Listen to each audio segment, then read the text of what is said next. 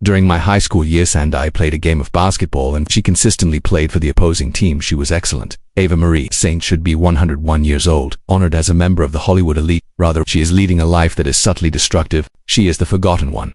A former Oscar winner who starred with Marlon Brando and Cary Grant. Her due to her son's new drug problem. She had to court cases at the age of 100.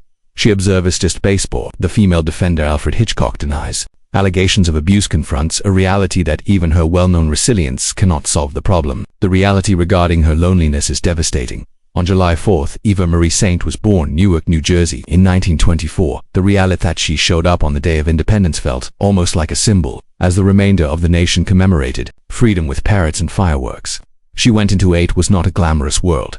Newark was a superior, working-class city, more well-known for its factories than for creating stars. Her parents were Quakers. Parents when the Jazz were at their best age, only 5 years prior to the stock market meltdown that would cause the nation to during the Great Depression.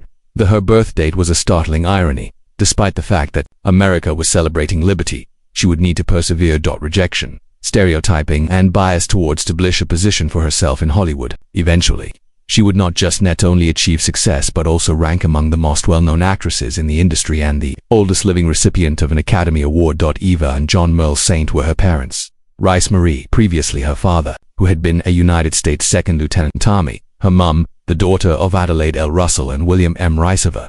Marie was the name of Rice when in 1921 she wed John Merle Saint. Her complete name was given to her personally. Daughter. In actuality, Eva Marie Saint acquired her mother's middle and first names. It wasn't intended as a stage name to appeal to Hollywood, but her true name inherited from her family. This she acquired an identity through inheritance that was symbolic as well as real. Her mom lived between 1896 and 1987, enough time to witness her daughter's ascent to gain notoriety and the Academy Award the Namath illuminated. Movie theaters and her mother's screen was identical to this one. Carried all her life. Her professional life it almost ended before it started. She was Mr. Roberts, a Broadway production, Henry Fonda's opposite. The function of the it appeared that the nurse was her big break, and she family and friends traveled to see her. In previewing from out of town, everything appeared flawless right up until the moment of opening. Joshua Logan, the director, said she was being replaced because she was astounded. They stated she appeared too innocent and the creators were afraid of the audience would be overly concerned about her when she and David appeared together. Wayne's personality, she was swapped out for Jocelyn Brando, Marlon's sister Brando. It was a huge disgrace. She had already performed for her family that she now needed to justify why she would not, after all, be performing on Broadway. She cried when she was rejected by himself. She sobbed in her dressing room entirely.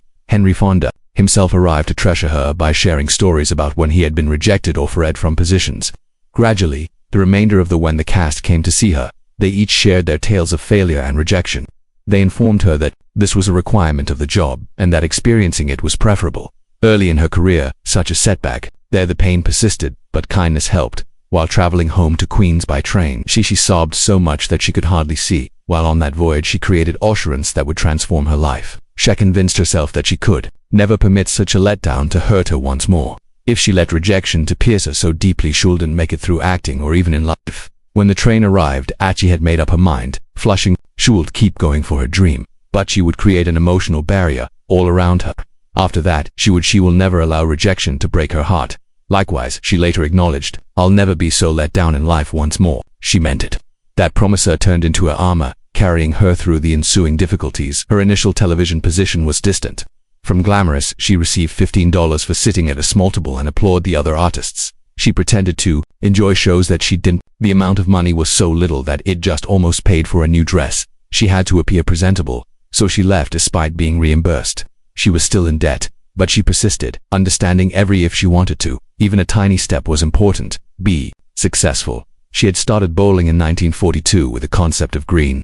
State University, nursing a career as an elementary school teacher similar to her mum. She became a member of Delta. There is a coincidence between Gamma sorority and Delta in her course. The drama's protagonist Dr. Eldon T. Smith, the department's resident, the residents of the sorority tided. He heard her unique voice and persuaded her to try out for they engaged in personal appearance. She had never performed previously, and the part was that of a glitzy Hollywood woman. Nothing like she was an innocent college student. However, when she showed up wearing a lot of makeup and her closest pals wore tight dresses, didn't know who she was. Later, she laughed that they lacked creativity. In As You, she also played Rosalind. Her one and only Shakespearean part was like it. The encounter changed her so thoroughly that she inquired of her father if she could change her major from theater to education. He handed her the greatest guidance she had ever received. "Whatever, honey, you just do what you want to do." In 1946, following graduation, she made a cope with her parents changes everything. She would go back to their home in Queens and spend precisely 1 year there to demonstrate her ability to earn a life as an actor she would give if she didn't succeed. Get back up and start teaching. That year, the ultimatum increased the level of pressure. Eva Marie Saint started her career in show business. Company in the 1940s with a lowly position as a page at New York's NBC. She provided TV sets that were exhibited and discussed the glories of this fascinating fresh kind of amusement. It might have appeared to be a minor role. However, it provided a unique glimpse into television at the instant of its birth. Her initial made their on-screen debut in 1946 and 1947 on Campus Hoopla, a live NBC program. Rare footage of those and are currently kept in the Congress Library. In 1949, she was featured on versatile Bonnie Maid Sauce, one of the Singing Bonnie's variations. The live commercials feature maids. The singer she was highlighted in a Life magazine article, narrative that revealed her challenges as a New York City. A young actress is attempting to make a living on meager weggems from her early career on television. These encounters provided her with an early knowledge of television production and presented her with those who would let her influence her professional path. Her reputation swiftly increased through consistent work on serious live dramas on television. Between 1948 and 1950, she made frequent appearances on Actors Studio, an revolutionary program that introduced appearing on TV and having a connection to Letha renowned acting school in Strasbourg. She demonstrated her ability to manage challenging jobs under the strain of an in-person broadcast. Between 1950 and 1951, she appeared on a CBS program called The Prudential Family, playhouseries of anthologies that modified Broadway best-selling novels and plays. The program drew some of the most well-known figures from the same period, such as Grace Kelly, Helen Hayes Saint, and Jessica Tandy held among them her own. These positions are necessary to excellent live performances, and she delivered each time, demonstrating that she belonged among television's elite. Ability. Her career took a significant turn when she portrayed Thelma in 1953, The Journey to Bountiful in Horton FOOTS. In March, the television version was broadcast, before relocating to Broadway on January 1, 1953. Later in the year, taking the stage alongside Joe Van and the famous Lillian Gishfleet Saint wowed crowds and both critics. The drama was earned a Tony Award shortly after winning a Critics Award, Best Featured Actress award in a 1954's play. Additionally, the show attracted the attention of Elia Kazan, the filmmaker, recognized in her innate ability to make movies.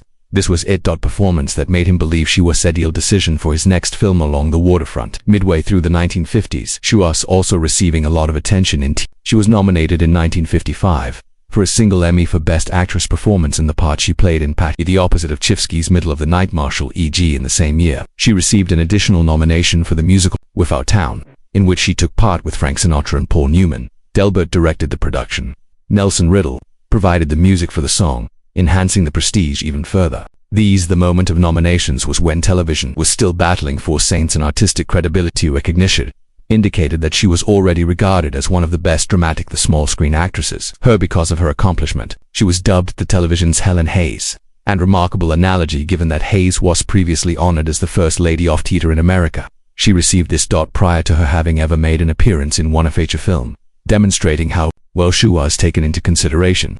That she was able to standing amid the harsh world of live TV added to the experience.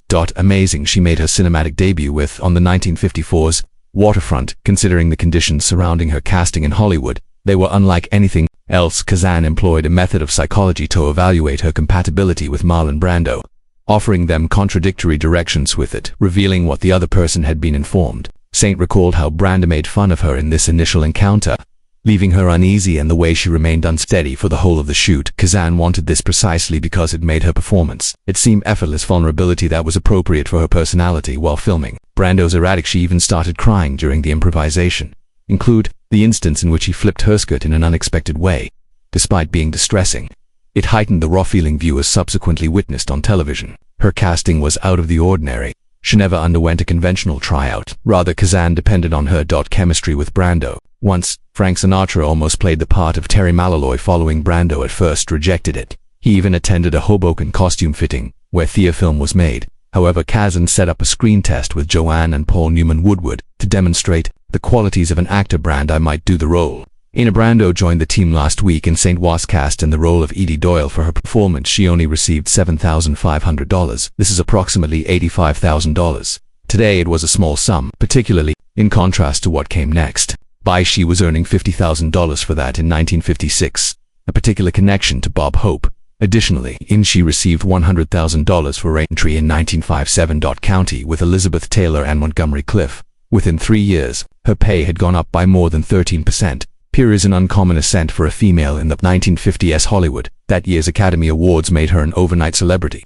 On March 30, 1955, at the RKO Provision, she took home the Oscar for Best Theatre Supporting Actress. She outperformed well-known figures such as Claire, Trevor, Jan, Katie, Gerardo, and Nina Sterling, establishing her triumph as one of their most breathtaking upsets in the history of the Oscars. Ironically, Frank Sinatra, the man who almost starred across from her, giving her the prize. Expecting a child at the occasion, she made a joke with the audience about may already have the baby there, expressing her sincere gratitude. On the Waterfront later received 8 Oscars, Gone with the Wind's tying record and From Eternity to Here. Her critics praised the performance as Doki. The review by in the New York Times Weiler described her as blonde and attractive. Craftsman who is independent of these qualities. It was an uncommon recognition of the importance of her talent more than her appearance, making her unique way from the 1950s stereotype as start. She was awarded a BAFTA as well. Submission for the title of Most Promising Rookie, confirming her position as an international celebrity who has won both an Oscar, received recognition from BAFTA for her first movie. Suddenly she was among the must-sort of Hollywood act. The career of Eva Marie Saint was full with startling moments. Hollywood and influenced movies in a few different ways,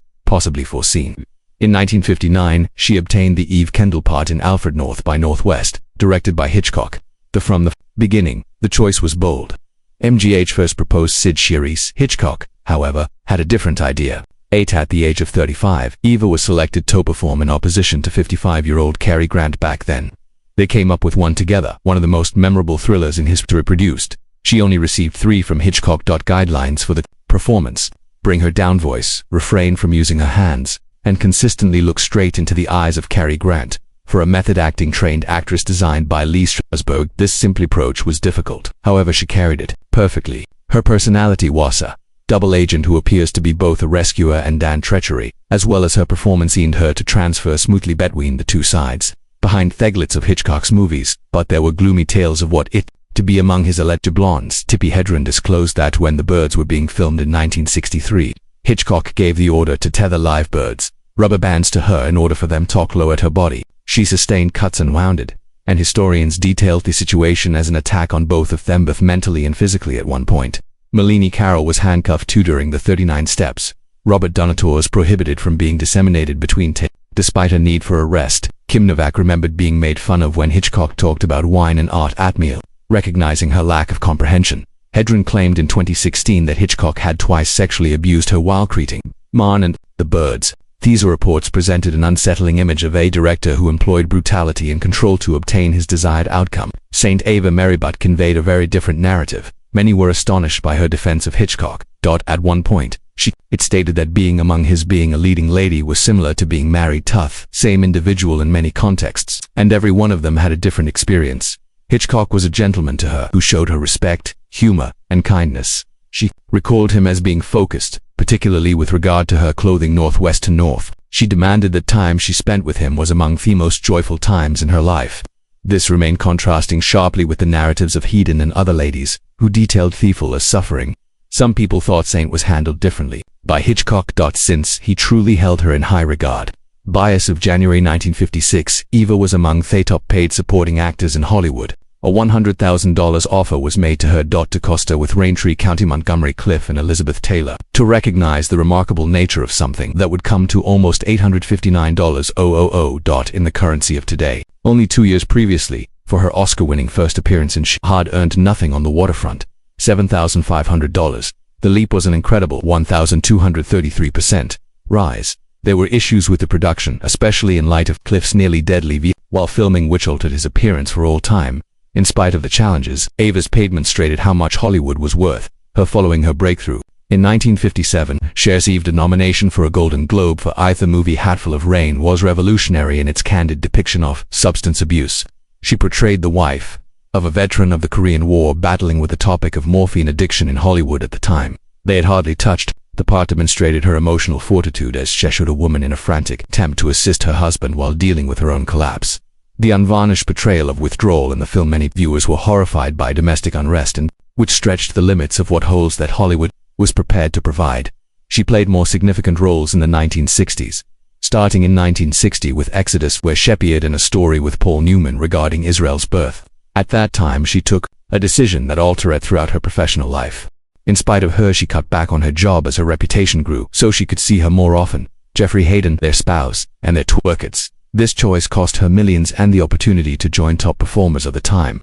Later, she showed up in 1965's The Sandpiper alongside Elizabeth Richard Burton in Taylor's movie influenced as much by their relationship off-screen as by its narrative. Eva featured in 2 films in 1966. More popular movies. The Russians area. The arrival of the Russians was either release of the Cold War comedy coincided with conflicts that exist between the US and the Soviet Union reached its zenith. She performed with Carl Reiner and a young in what turned out to be his breakthrough part. In the same year, she participated in the incredibly stunning Grand Prix John. Made a beautiful racing movie, Frankenheimer. She portrayed a writer who starts having an affair with a driver who is married, a plot point deemed obscene in popular Hollywood. At the time, the movie won 3 Academy Awards for its excellent technical design. By her career started to slow down in the 1970s. Wildly, she only made 2 feature film appearances during the course of the decade. Her final one prior to a 14-year hiatus, Cancelled My 1972 Reservation. In 1970's Loving, she offered one of her greatest roles as the spouse of a struggling artist in the business world. However, Hollywood was evolving, even though she's naturalistic acting approach was precisely what was desired by the new Hollywood movement. Significant roles for women in her age group get very difficult to locate. She pivoted more in the direction of television, showing up in the 1971 Her School for Bachelors as a television film. Years in 1990, Eva later accomplished one of her most unexpected professional achievements. At Duche won an Emmy for her role at the age of 66. In the miniseries People Like Us, which is based on a book by Dominic Dunn. She portrayed Lil Van Alamus, a wealthy socialite named Deegan viewers enjoy hating. It was the first time she had after 5 prior Emmys. This won nominations, demonstrating that her ability is not only persisted but has become more robust with it. The triumph occurred 36 years following Heron.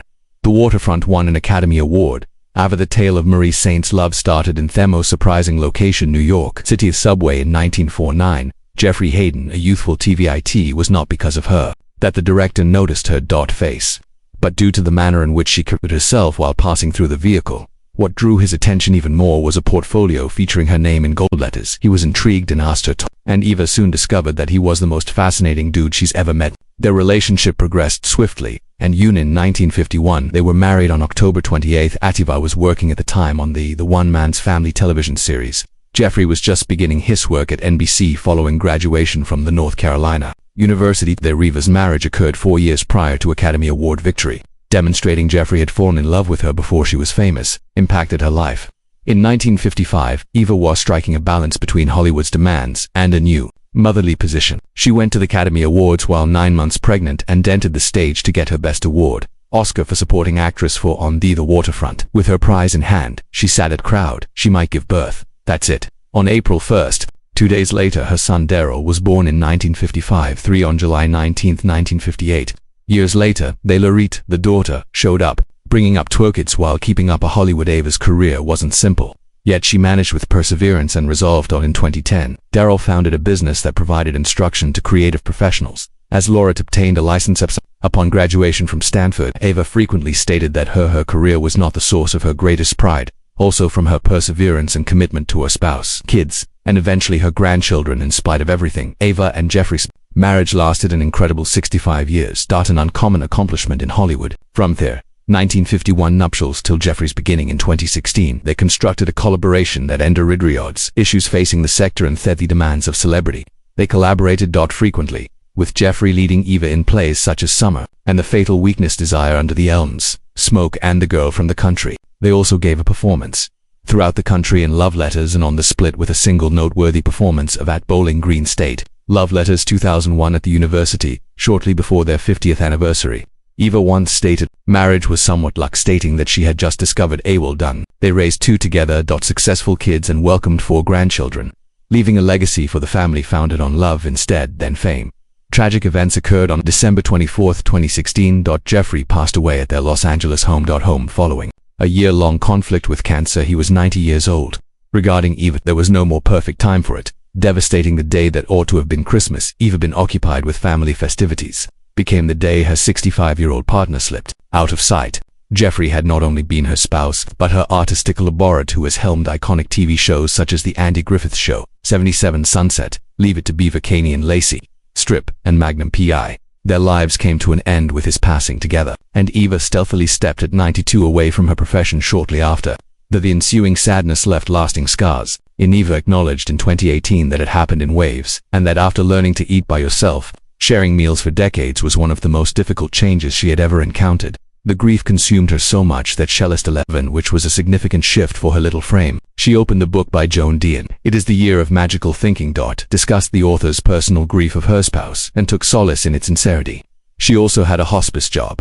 The therapist who guided her through the agonizing widowhood process. The combination of the book and therapy provided direction as well as assurance that the depressing emotions and even her hopes that Jeffrey will return in some way were a component of the mourning process. In spite of the discomfort, Eva managed to continue. She kept on living on her own in her duplex in Westwood Condominium, remarkably ascending their steps every day. Even if you're 100 years old, date of birth, July 4, 1924, she'd already experienced more than 100 years of American history. By when she turned 100 years old in 2024, 4 generations of her were present that summer. In Los Angeles, family members came together to join her in celebrating. Daryl, her son, is currently 70, and her 67-year-old daughter, Lorette, coordinated the event with her 4 grandkids as well as 2 great-grandchildren. Family members arrived by plane. From San Francisco, Santa Barbara, and Chicago. Francisco will commemorate the achievement, enveloping Eva and the affection and assistance she required to stay resilient. Her Revan at 101 daily existence was evident. Extraordinary vitality. Every morning she examined the cover of the Los Angeles Times, took over maintaining her mental acuity. On her she cared for her tomatoes on the patio. She frequently contrasts them with her daughter. Lorette's engaged in a light-hearted contest over whose crop was superior. She took a while, strolled in the park and observed her favorite Dodgers of Los Angeles, and proceeded to respond to fan correspondence. She frequently reiterated her "just keep moving" as a personal slogan of expression that directed her both physically and as well as emotionally. Even so, many would anticipate that her last years will be characterized by Eva claims to live a wonderful life, despite her loneliness. Life. Sometimes she observes the clouds, seeing a picture of Jeffrey in their changing forms, and finds solace. When his favorite flowers, wild impatience, bloom without warning, she still enjoys having her around. Grandchildren, great-grandchildren, and grandchildren, demonstrating that at her age, resilience isn't about preventing heartache, but about education to tolerate it while being hospitable. Her tale is not one of melancholy, but of resilience, demonstrating that even after loss there is still purpose in life, love and beauty.